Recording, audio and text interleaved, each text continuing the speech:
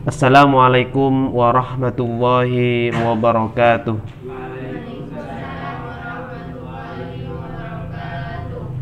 Bismillahirrahmanirrahim. Wa idh qultum, dan ketika kalian berkata, wa qad kharajtum, dan kalian pergi, ma'a Musa, beserta Musa, lita'tadiru, supaya memohon ampun kamu ilallahi, kepada Allah, min ibadatil ijlih, karena atau dari menyembah patung anak lembu, wasami'tum, dan kalian mendengar kalamahu, kepada firman-Nya Allah. Apa yang dikatakan oleh mereka kaumnya Musa yang menyembah patung anak lembu? Ya Musa, wahai Musa, lan nu'minah, kami tidak bakal beriman, laka, kepada kamu Musa, hatta narallaha jahratan, sampai saya melihat Allah jahratan, inayatan, dengan mata kepala saya sendiri. Wih, ini nantang banget ini kepada Musa. Fa akhadatkumus sha'iqatu, maka kalian disambar oleh petir, as-sayhatu, halilintar. Makanya atta halilintar itu namanya atta petir. Iya. Jadi halilintar itu petir beneran. Makanya dia punya bisnis padang petir. Tahu kan? Masa nggak tahu? Gimana nggak ke YouTube sama sekali nih kayaknya nih. Jadi atta halilintar itu punya bisnis namanya padang petir. Ini bukan di endorse ya. Jadi halilintar itu artinya petir. Gitu. Pamutum, maka kalian mati, tewas, wa antum tandurun, sedangkan kalian melihat, mahallah bikum, apa yang menimpa kepada kalian atau kepada kamu.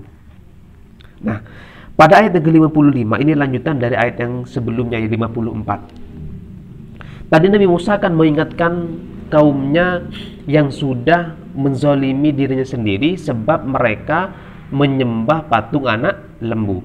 Ketika mereka diingatkan oleh Musa dan juga dikasih solusi-solusinya, pertama bertobat, yang kedua memerangi dirinya sendiri atau menyalahkan dirinya sendiri, mereka itu ternyata menjawab atau merespon balik kepada ucapannya Nabi Musa.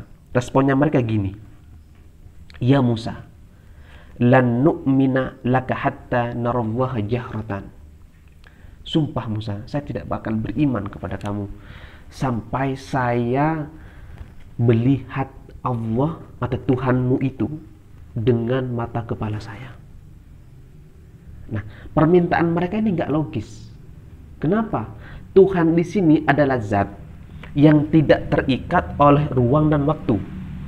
Maksudnya tidak terikat oleh ruang dan waktu itu gimana? Tuhan ini memang ada. Adanya Tuhan nggak bisa dilihat oleh mata kepala, oleh mata ini. Nggak bisa. Berarti kalau Tuhan bisa dilihat oleh mata ini, maka Tuhan itu ya sama dengan kita.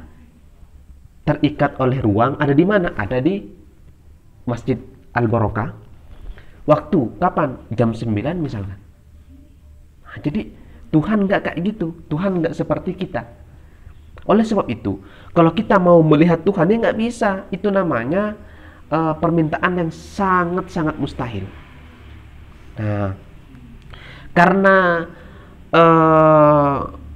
kaumnya Nabi Musa ini meminta sesuatu yang tidak bisa dipenuhi, istilahnya mereka itu ngeyel.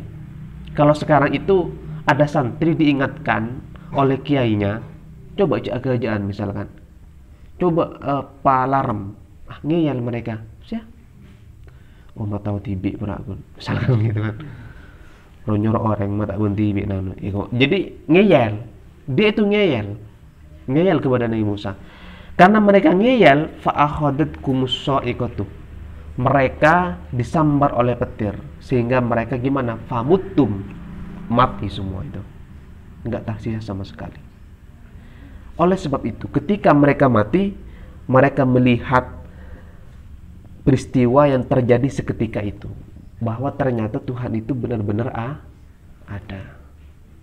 Jadi untuk mengetahui adanya Tuhan, nggak usah lihat Tuhan langsung, lihatlah ciptaan Tuhan. Makanya kalau kita belajar ilmu tauhid, kalau ditanya apa bukti adanya Tuhan, yaitu adanya alam semesta. Itu aja. Kalau ada orang yang nanya, emangnya Tuhan ada? Ada. Mana buktinya? Ya ini adanya alam semesta. Enggak, saya mau melihat Tuhan. Kamu tinggal kasih gula, habis itu suruh apa yang namanya itu, suruh cicipin gula itu.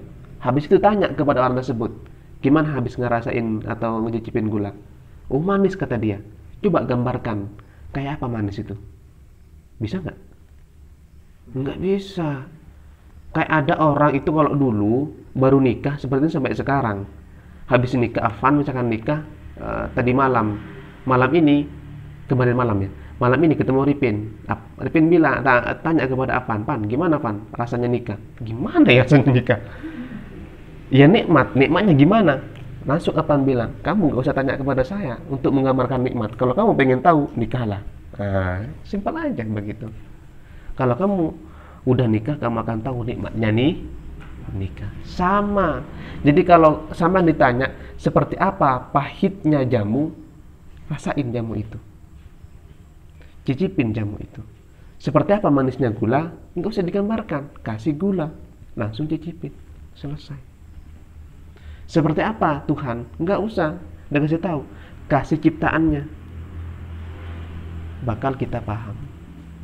Kalau kita tidak bisa mengimani Tuhan, berarti hati kita sudah kufur, hati kita sudah